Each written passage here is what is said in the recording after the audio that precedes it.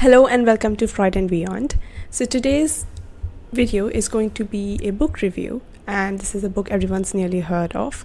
This is Sigmund Freud's Civilization and its Discontents, originally written in German.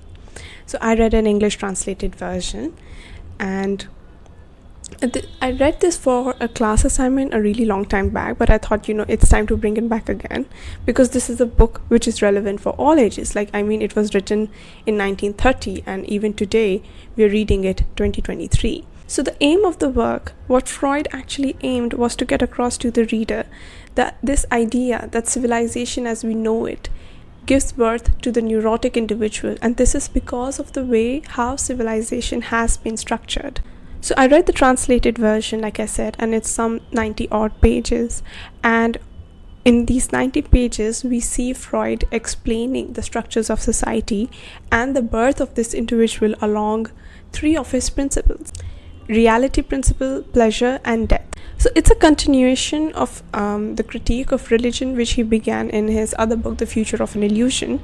So civilization in its very raw form is actually a discomfort, and Freud's work should be read as a commentary on the nature of this society. So Freud's pleasure principle states that pleasure is the prime purpose of a life, and it is a tendency of the individuals to seek out pleasure rather than pain.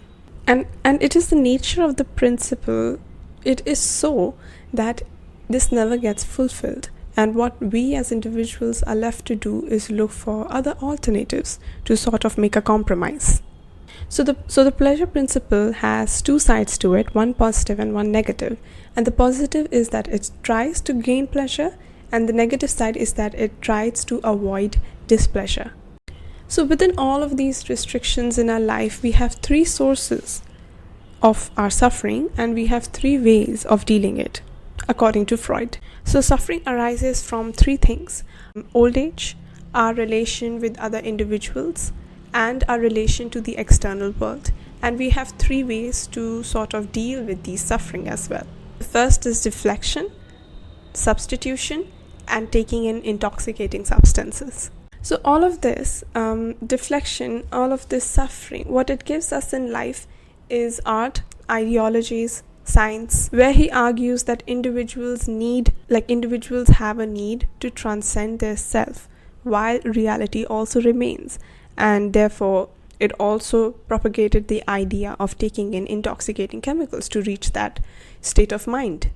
And a very similar trend is something that we are observing today as well, and it has been cited so many times, and that is the use of social media in the way that we distort it at times to create a certain sense of ourself. So gratification of the pleasure principle, it is accelerated because of this false self that we are creating online, and Freud warns us that a lot of human energy is wasted in this process.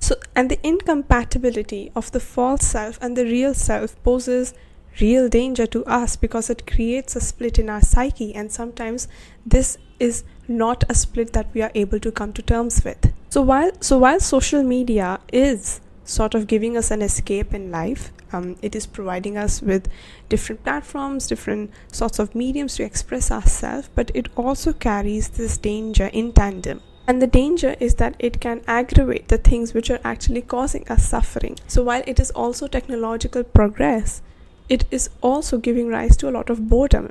Civilization is then a process, and love and necessity are the two things which bring together a lot of individuals.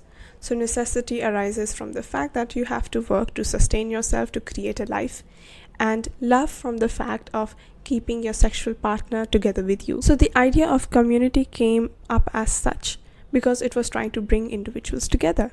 It was done through creating social relationships, by establishing a community, creating a concept of work.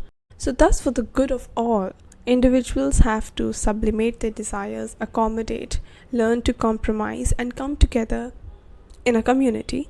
And therefore, that's why communities are usually the marker of a more advanced civilization. Art, intellectual achievements, cleanliness, order, aesthetic skills, and ideologies are the markers of higher mental faculties. And yet Freud warns us that if these losses are not being compensated, that is the loss of our instincts, the things that we have been repressing, what will happen is that a lot of mental disorders will crop up. The reason is consequently the source of neurosis, because of the individuals who are dissatisfied by the restrictions which are being imposed upon them. But the neurosis is also triggered by the fact that eros, the principle, the pleasure principle, has a very paradoxical role to play in this. So while eros does bring people together, what also happens is that civilization imposes certain demands on the eros principle itself, and therefore there has to be some sort of accommodation even over there. The eros principle does bring two people to one,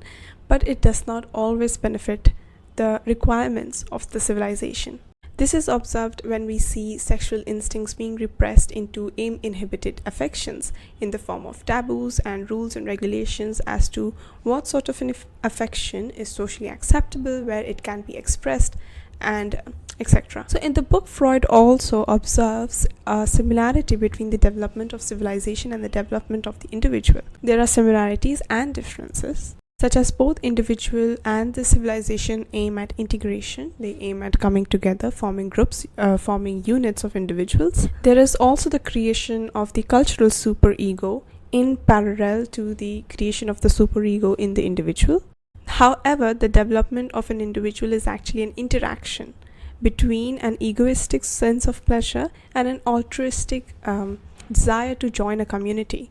But the aim of the community is always of unity, so therefore happiness is not the priority over here. So I feel to a really large extent we have been talking about the pleasure principle and eros, and it is known that Freud also stumbled across this as a dilemma as to why do some of his patients engage repeatedly in unpleasurable experiences. And these destructive instincts were not always attributed to an external object, rather they were often at times attributed towards their own ego. So this allowed Freud, along with the discovery of narcissism being cathected to the ego, this allowed Freud to come to this concept of the death instinct.